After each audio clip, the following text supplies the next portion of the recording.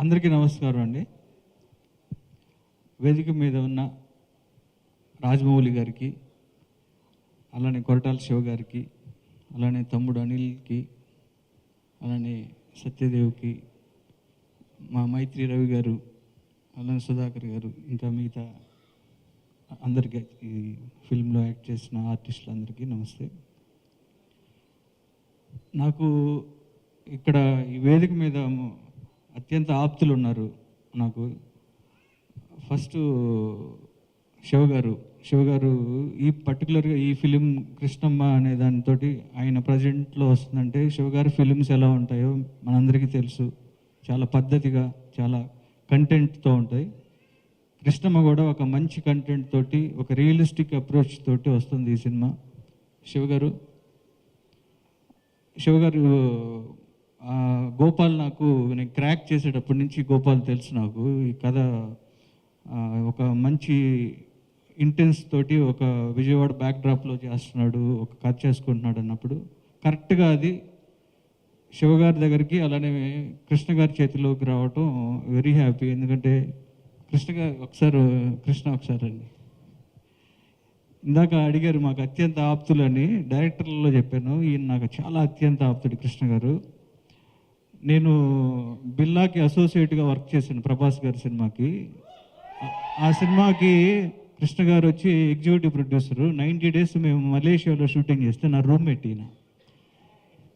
అంటే ఈయన ఎప్పుడు నిద్రపోయేవాడో తెలిసేది కదా నాకు. అసలు 90 రోజులు నాన్ స్టాప్గా ఒక షూటింగ్ చేయటం అంటే గ్యాప్ లేకుండా. కృష్ణ గారు ఆ రోజే సినిమా అంటే చాలా ప్యాషన్తో ఉండేవాడు. ఈయనకి ఇండస్ట్రీలో కృష్ణ గారికి చాలా మంచి మిత్రులు ఉన్నారు. శివగారికి లాగా, తర్వాత నేను కానీ, లేకపోతే హరీష్ కానీ, అంతా మన మత్సరవితోటి కూడా జవాన్ సినిమా చేశాడు. నాకు కూడా ఒక బాధ్యత ఉంది, తప్పకుండా కృష్ణ గారితో నేను ఒక సినిమా చేస్తాను ఫ్యూచర్లో. ఇక ఈ సినిమాకి వస్తే కృష్ణమ్మ, సత్యదేవ్, మనకున్న ఆర్టిస్టుల్లో, మనకు తెలుగు ఇండస్ట్రీ ఆర్టిస్టులో చాలా ఇంటెన్స్ ఉన్న ఆర్టిస్టుల్లో సత్యదేవ్ ఒకరు. చాలా న్యాచురల్గా ఉంటుంది తను పర్ఫార్మెన్స్ కానీ, తన డైలాగ్ డెలివరీ కానీ, వాయిస్ కానీ. ఇందాక కృష్ణమ్మలో క్యారెక్టర్ చూస్తుంటే చాలా ఇంటెన్స్ ఉంది. ఆ సినిమా డెఫినెట్గా ఒక కల్ట్ ఫిలిం లాగా నాకు అనిపించింది. అంటే ఒక రియలిస్టిక్ అప్రోచ్ తోటి అన్ని క్యారెక్టర్స్ కనపడుతూ ఉన్నాయి.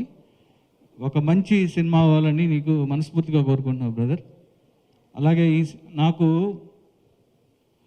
సినిమా ఇండస్ట్రీలోకి వచ్చినప్పుడు, రాకముందు కూడా నాకు ఒక వాయిస్ అంటే నాకు చాలా ఇష్టం. వందే మాత్రం శ్రీనివాస్ గారు రాములమ్మ అని ఒక బ్యాక్గ్రౌండ్లో ఒక సాంగ్ పాడినా, లేకపోతే జయమణిధరాలో ఒక వందే మాత్రం గారితో ఒక హమ్మింగ్ వచ్చేది, చాలా హాంటింగ్ ఉండేది. అసలు వందే మాత్రం వాయిస్ వస్తే నేను ఎలర్ట్ అయిపోయేవాడిని. అలా ఈ మధ్య కాలంలో కాలభైరవ వాయిస్ వింటే, బ్రదర్ నిజంగా చెప్తున్నా, ఇక్కడ రాజమౌళి గారు ఉన్నారని చెప్పట్లేదు, నాకు మీ వాయిస్ చాలా ఇష్టం. మళ్ళా నేను ఎక్కడైనా లో ఉంటే నేను దండాలయ సాంగ్ వింటాను, లేదంటే RRR సాంగ్ వింటాను. Extraordinary, I'm fan of your voice. And ఇప్పుడు ఈ సినిమాకి మ్యూజిక్ చేశారు, బ్యాక్గ్రౌండ్ స్కోర్ ఎక్స్ట్రాడినరీ ఉంది. ఫస్ట్ సాలిడ్ బీట్తో స్టార్ట్ అయింది. అండ్ ఈ సినిమా ట్రైలర్ చూసినప్పుడు పర్టికులర్గా సిఐ క్యారెక్టర్ ఎవరు చేశాడు, సూపర్ ఆయన. ఇక మిగతా అందరూ కూడా చాలా ఇంటెన్స్ ఉంది.